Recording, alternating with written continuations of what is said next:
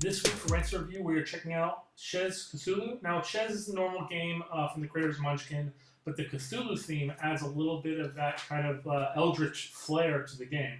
So let's open it up and talk about what's inside. First things first, we have our normal deck and then our other deck. So we have purple cards and green cards. We have points for value. We have a die for rolling. And then we have Stark Raving Mad tokens to recognize when we're going crazy. The purple cards in the game represent jobs. So the dealer of the game will take these cards, shuffle them up, and then deal them to players.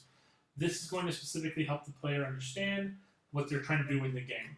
For instance, this is a Street Corn Shatter. He has a free time of 3 and income of 1. Slack goal is 16. So to win the game, he has to get 16. The Shatter starts off with a madness of 2, and then once per turn, by spending 1 free time, the Shatter can force a roommate, except the museum research assistant, to discard a sleep card. So on your turn, you're going to have 6 cards to start. And on your turn, you have Sprint Technique. So the next thing after you do the roll, if you have an effect that basically would be like a variable income, variable free time, or anything like that, now would be the time that you would roll. Another reason why you'd roll was because you want to get someone out of your room. Unfortunately, at the start of the game, you have nothing that would have that effect, unfortunately, with this character, but other characters...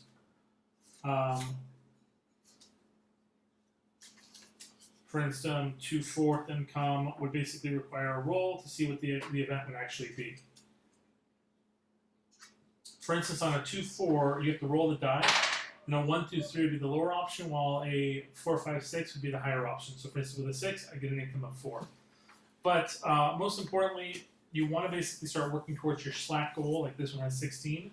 So on your turn, after you do the roll phase, you would do the call phase. That is where you're going to basically look through your hands, and you're going to look for people cards or pet cards.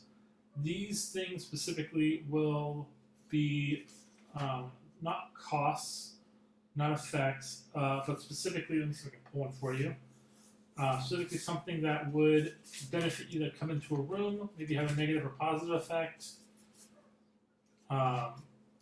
Say, for instance, this one here, person or slack. Person pet. So, generally speaking, these cards have specific effects. If they have 0 slack, they don't require a roll. But if they do have slack they benefit with, you have to roll the die. On a 1 and 2, they aren't home. Anything above that, you can place in the room. And you don't have to place them in your room, you can place them in someone else's room. The reason being is that they actually have effects, and so it might be more beneficial to you to harm one of the other players in the game as opposed to yourself. For instance, the Fluffy gives 1 madness at the beginning of any turn in which Fluffy is the only person, so to speak, in your room. So madness we'll get into a little bit here, but keep in mind, madness is not good unless you have a lot of it.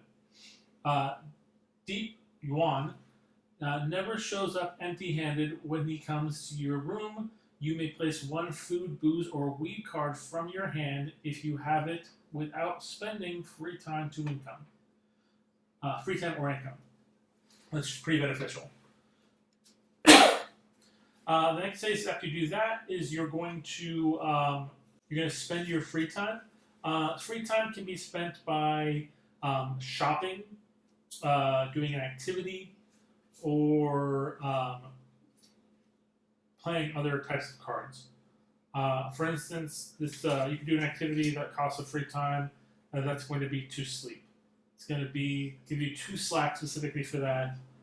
You could also, with my 1 income, I could buy tentacles, which costs 1, and remind me when to wake up when we're outside of granola, but it does give you 1 slack. So that is definitely beneficial in the game, because again, you want to reach your slack goal of having 16 cards. At the end of your turn, if you haven't spent anything, you have to discard down to 5 at the end of your turn, and that is a round. Once a player has reached their slack goal, the game is over and they have won. Now, with madness, it's very important to understand that madness counts against your slack goal. So each point of madness represents -1 slack until you reach 3. Once you reach 3, it stays at 3 negative slack for madness. And then as you go up higher and higher, at the top tier level, it starts to basically go the other way around. So once you get to 7 slack, instead of being 3, it's -2. Once you get to 8 madness, it goes from being -2 to -1. Once you get to 9, it no longer gives you any negative slack. And past that point, you become stark raving mad. You get the stark raving mad token, and then when you would get madness, you just get slack. So there's kind of a thing there, like, oh, I have to work towards this, but if I start finding myself getting a lot of that, I can start, moving towards that direction and collecting more madness. It reminds me a lot of, like, say, for instance, hearts. In hearts, you don't want to take points regards to the heart suite set, because that basically is negative in the game. You get less points. But once you start seeing, like, oh, I've taken some points, could I finish taking all the points? And if you take all the points, then everyone else takes points, you take none. So it's got a little bit of that kind of a feel to it in this game. Well, I mean, it seems like a little fun game. It can play up to 5 players, and it's more about what's on the cards than about learning how to play the game. So focusing on what's in the cards, keeping the turn order is a great way to make sure it gets the job done. I think a turn order card would have been really nice in this game to kind of add to the ability to play it, but they definitely don't need to have that. Thank you guys so much for watching. Please like, subscribe. We'll see you guys next Friday.